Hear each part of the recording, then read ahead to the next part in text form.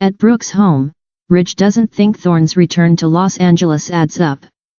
Ridge wants to know why his brother came back now. Brooke suggests that it is because Thorne's family is here. But Ridge isn't buying it. Ridge says he has known Thorne all his life. Thorne is not spontaneous, which means Thorne is up to something. Ridge continues that Thorne's life and work are in Paris. Brooke asks if he has talked to Thorne about his work recently. Ridge says he doesn't have time to stroke Thorne's ego, but since Brooke has obviously talked to Thorne, Ridge wants her to tell him what is up. Brooke asks Ridge if Thorne doesn't seem different to him. Ridge says if Thorne wants to come back to Forrester Creations in Los Angeles they can dust off his old desk in shipping and receiving. Brooke suggests that Thorne may have something different in mind. Ridge thinks they should go to the office and find out what that is. At Forrester Creations, Thorne questions Eric about who Ridge cheated on Brooke with. Brooke says it was just a kiss, but Thorne is sure Brooke was downplaying it. Thorne asks Eric if he knows who it was.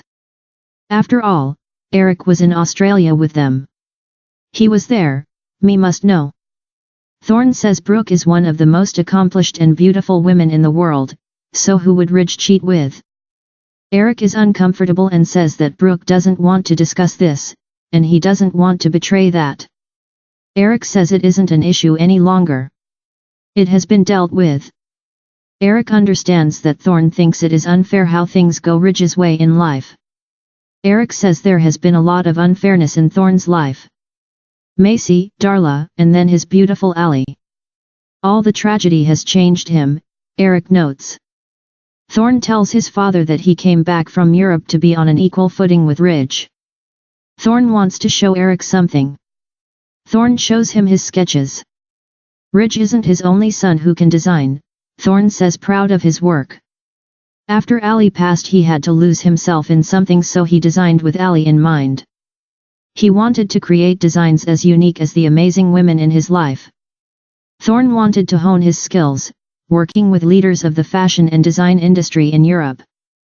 But he wants his father's opinion now. He wants to make Eric proud. Eric is impressed. Ridge and Brooke arrive. Ridge sees the designs in Eric's hand. Are they in-house? They don't look it, Ridge says. Ridge asks Eric who did them. Thorne asks if they are good. Ridge says yes. Eric tells him they are Thorne's. Look at you, little brother, is Ridge's condescending response.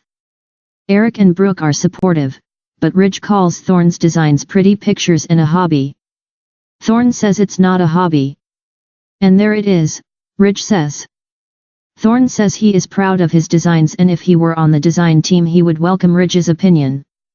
Ridge says they are not looking to expand the design team. Ridge says the designs are good, but there is no theme. Thorne agrees they are eclectic. They have all the hallmarks of an inexperienced designer, Ridge states. Thorne wants to know what gives away his inexperience, so he can work on making the designs better. Ridge wants to discuss this with Thorne alone. Eric doesn't want to, but Thorne says it's fine. So, Thorne's now a designer looking for a position, and he's moved into Brooke's house. Ridge asks, "What are you up to, little brother?" Ridge says everyone at Forrester has a role to play. Thorne says he just wants to be a part of it. Ridge reminds Thorne he's a big part of International. But not as a designer, Thorne says. Thorne tells Ridge this is important to him. Ridge thinks Thorne wanting to design this late in his career is absurd. Ridge thinks the support and mentoring Thorne has gotten from designers in Paris has been because of the relationship that they have with Ridge and Eric. Ridge is implying that they were humoring Thorne. Ridge again refers to Thorne as little brother, despite Thorne making it clear he doesn't like it. Thorne demands Ridge call him by his name. Ridge is not going to undermine him like he has his entire life. He's had enough, Thorne tells Ridge. Quinn and Ivy discuss the new jewelry line. The models they are working with are all giggly over Thorne. Ivy says Thorne has caused quite a stir in the office, and not just with the models. When the models leave, Ivy and Quinn discuss Thorne shaking things up. Ivy is doubtful. Thorne? When Ridge came back, that was a shake-up, Ivy says. Thorn isn't domineering or arrogant. Not that Ivy is saying Ridge is, she quickly adds. Brooke and Eric arrive where Quinn is working. Quinn is surprised to hear Thorn came home with designs. Brooke and Eric say they are promising. Eric and Brooke discuss the differences between Thorn and Ridge.